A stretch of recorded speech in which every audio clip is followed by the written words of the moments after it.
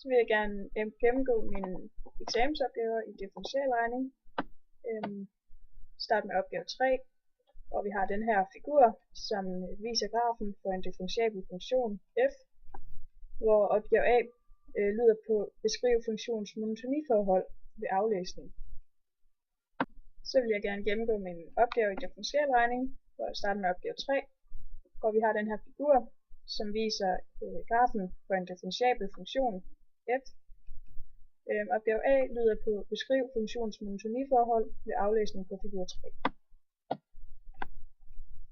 Starter med at se på den store funktion her, så kan vi se, at den er aftagende ved minus 3 her til minus 1, hvor den så igen bliver voksende frem til 2,5, hvorfra den så bliver aftagende ned til uendelig.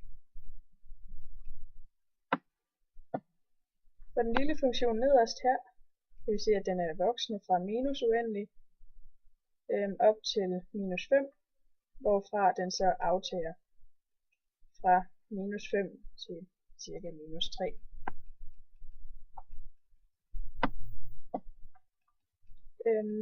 For den lille funktion øverst har jeg sagt, at den er aftagende ved uendelig til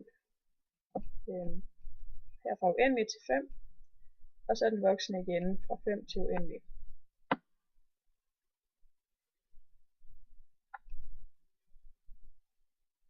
Så har vi her i figur 4, er der vist 4 forskellige grafer, 1, 2, 3 og 4. Jeg er rede for, hvilken graf der viser f-mærke, den afledede funktion af f. Her mener jeg, at figur 2 viser f-mærke af den afledede funktion, altså figur 2 her. Og det har jeg tegnet. Vi har vores funktion fx her. Så har jeg tegnet f-mærke, hvor vi kan se, at ved fx, der er den først voksende, og så er den aftagende. Det må sige, at den må være aftagende, og så voksende, samme punkt. Det samme gør sig gældende for den herover, som er først aftagende, og så voksende. Altså så må den først være voksende, og derefter aftagende. Vi har vores minimumspunkt her, og vores maksimumpunkt her, hvilket må sige, at det er der ud fra, at ved vores x-koordinater til maksimum og minimumspunkt, at vores f-mærke, vores parabel her, skal skære med x.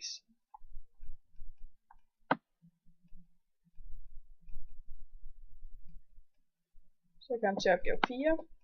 Et spær til en tagkonstruktion ser ud som vist på figur 7. Alle mål er 1 kilometer. Vi kan se her. Spærets overside, altså spærrehovedet, følger en parabel gennem punkterne A og B. I punkt A er vinklen mellem tangenten til parablen og en vandret linje 10 grader, som vi kan se her. Bestem hældning for tangenten i punkt A. Og fordi at tangenten her i punkt A, den ligesom danner en trekant her til vores 10 grader, så kan vi bruge tangens til v, som svarer til delta y, altså længden her af vores trekant, og delta x, længden her. Og fordi vi allerede har opløst en vinkel på 10 grader, kan vi sætte den ind i tangens til v, som giver en hældning på tangenten i punkt A til 0,176. I opgave B skal jeg vise, at parablen i det angivne koordinatsystem tilnærmelsesvis har ligningen y er lig med minus 0,038x i anden plus 0,176x plus 5. Jeg har startet med at definere mine a, b og c værdier, for at gøre det nemmere for mig selv, når jeg skal sætte det ind i vores ligninger og regne ud. Først vil jeg vise, at b-skæring med y-aksen, den passer Det har jeg gjort ved først at differentiere vores ligning, hvor jeg har sagt ax i anden plus bx plus c, som svarer til anden grads ligning her, som jeg har differentieret, så det giver 2 gange a gange x plus b. Herefter der har jeg sat x er lige med 0 og regnet ud, at vores skæring med y-aksen, den er 0,176, og det passer jo. Så har jeg aflæst på figuren, at punkt A det er 0,5 og punkt B det er 9,3,5, og det har jeg så defineret her i y og x koordinaterne, og jeg kender allerede vores b. Jeg har clearet A og C, fordi det er dem jeg gerne vil regne ud. Så har jeg fundet C ved at tage vores YA og sætte lige med ligningen, og så har jeg fundet C, som gerne skulle være 5, og ser jeg i vores ligning, så passer det.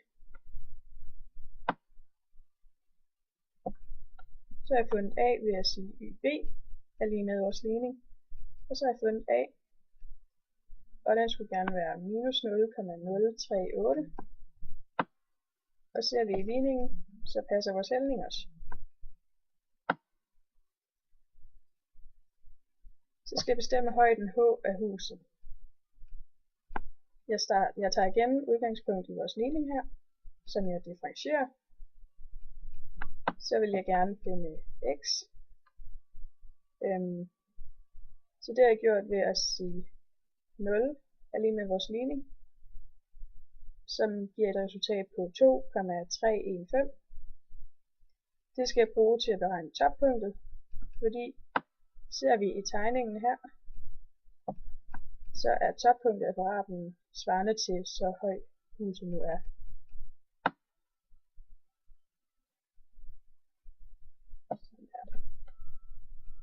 Så sætter vi vores x ind og beregner, så får vi, at toppunktet er 5,204, hvilket svarer til højden h af huset.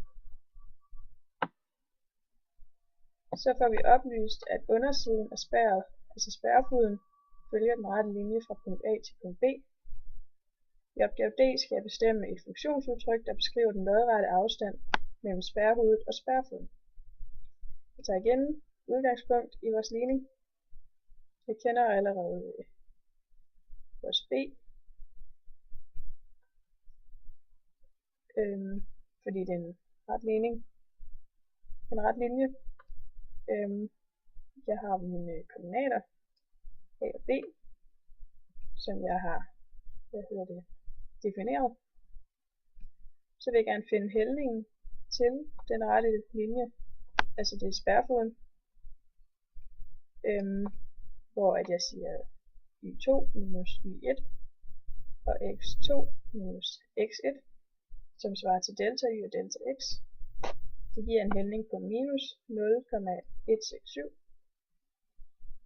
Og jeg har valgt at kalde vores lineære linje for gx, altså ax plus b. Vi kender allerede fx, som vi havde oplyst her.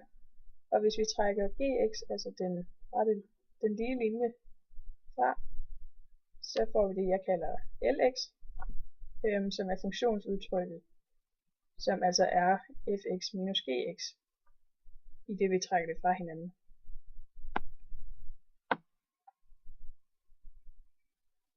Så skal jeg bestemme den største lodrette afstand fra spærrehovedet til spærrefoden. Jeg har igen differentieret min ligning, og jeg har min ligning for den lineære funktion. Det har jeg sat ind. Jeg har valgt at bruge det her, fordi jeg skulle trække det fra hinanden, og det her er en let genvej, en god funktion i MATLAB til at gøre det, hvor jeg har fået det her resultat. Så vil jeg gerne finde x max, så jeg har sat lx er lige med 0, så jeg har fundet mit x-koordinat. Og så er det jo afstanden jeg skal finde, så har jeg sat x max, altså mit x-koordinat, ind i min ligning her. hvor jeg altså har trukket min gx fra min fx. Og det giver en afstand på 0,773, som er den maksimale afstand fra spærrehoved til spærrefod.